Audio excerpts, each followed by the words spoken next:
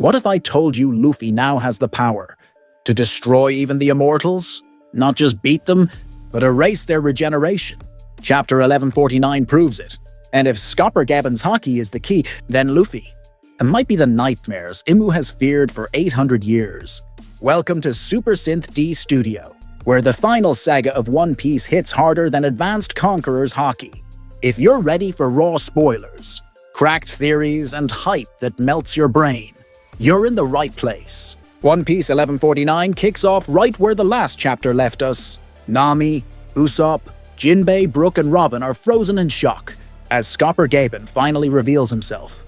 They all stare, wondering, who is this mysterious man that just appeared out of nowhere? Summers, meanwhile, is screaming in agony. His chest just got cleaved by Gaban's axe. Usopp yells out. He can't believe it. That axe strike somehow cancelled Summers' regeneration. How is that even possible? But Gaban quietly mutters to himself. His slash is getting dull. That slash should have cut Summers clean in half. If he'd done it in his prime, yep, just like Rayleigh, just like Garp, another legend, nerfed by Oda-sensei. Still, Gaban presses forward. Summers throws up a new defensive move, Iberia, aka Thorn Wall. It's a spiky barrier of pain. Panting and coughing, Summers grunts. Gah, ha, Mountain Eater. You bastard, why are you in Elbaf? Gaban smirks. Can we skip the serious talk for now? And bam! Gaban slashes again, straight through Summers' chest. This time, black lightning bursts out from his axe.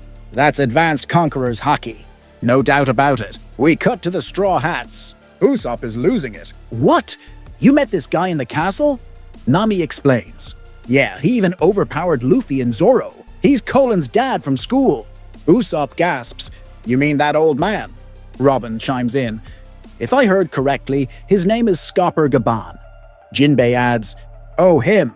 The left hand of the Pirate King, the man who stood alongside Rayleigh. Brook shrieks. He's on the land of giants? Meanwhile, Chopper's hiding behind Saul's hair, watching Gaban and Summers go at it. He's stunned. Gaban's attacks are actually hurting an immortal holy knight. Robin's still tied up in Summers' thorny vines. She can't move her body, but her hands, still free. She can still help Gaban with her devil fruit powers. Jinbei warns her not to. These enemies use iron-hard thorns, a bad matchup for Robin's abilities. Gaban readies another strike.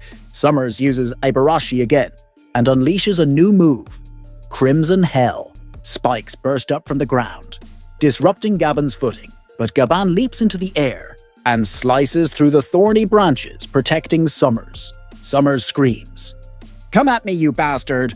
And Gaban does, using a new technique, Futenraku, Divine Harmony Slash. His axe is wrapped in armament Haki and crackles with black lightning. Conqueror's Haki on full display. That slash shatters Summers' sword, slices his body clean in half. Could this be the secret to destroying immortality? A mix of Haki and music?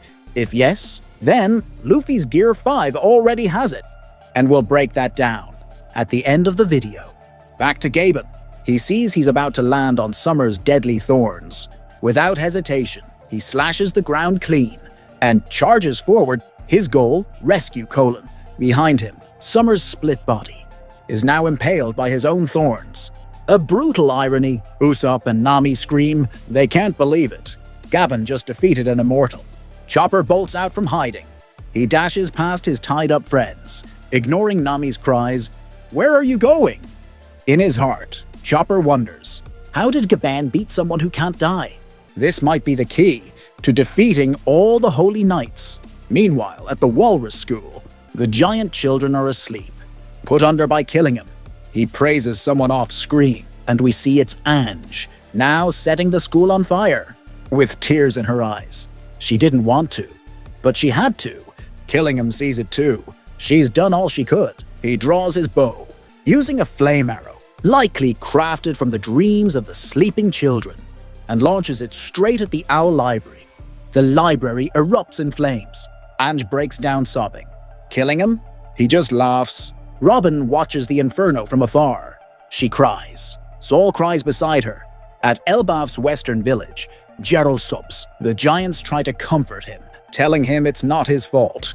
But Jarul mourns something deeper, the history of Elbaf, now turning to ash. Then, we shift to the cliffside prison. Ronya stands above the chasm, watching smoke rise from the burning school.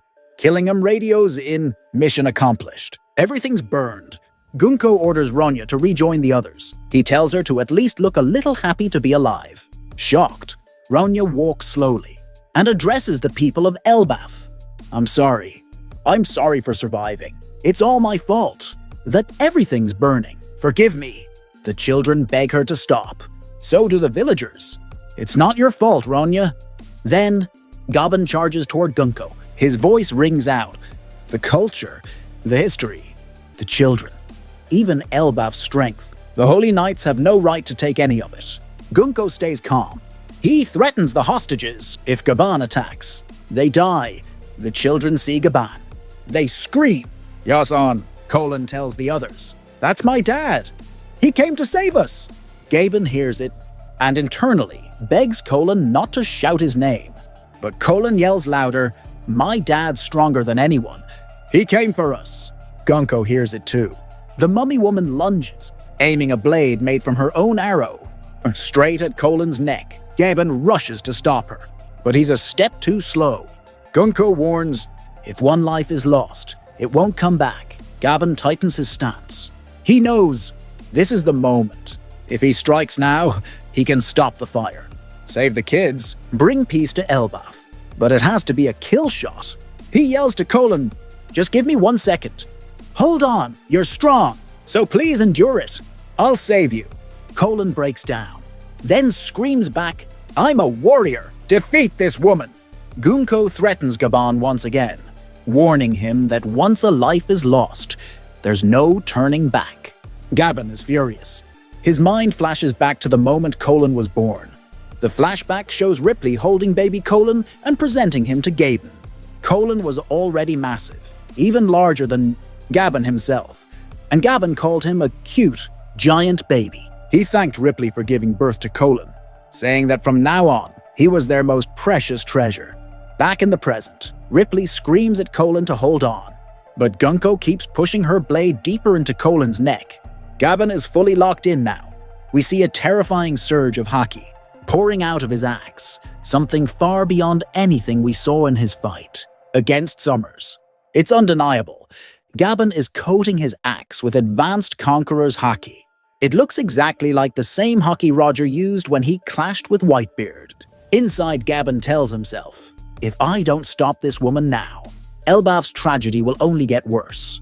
He readies to slash Gunko with his axe, shouting at Colin to hold on just a bit longer. But then, Gaban sees the future with his advanced observation Haki. In that vision, Gunko's sword pierces straight through Colin's neck. Gaban freezes. He drops his axe. His hands are raised in surrender. Tears stream down his face as he yells, Stop! I give up! Gunko looks at him and mocks, What a pitiful creature you are. Then she unleashes a brutal attack. 3 arrows slam into Gaban's chest. He falls, collapsing into the underworld.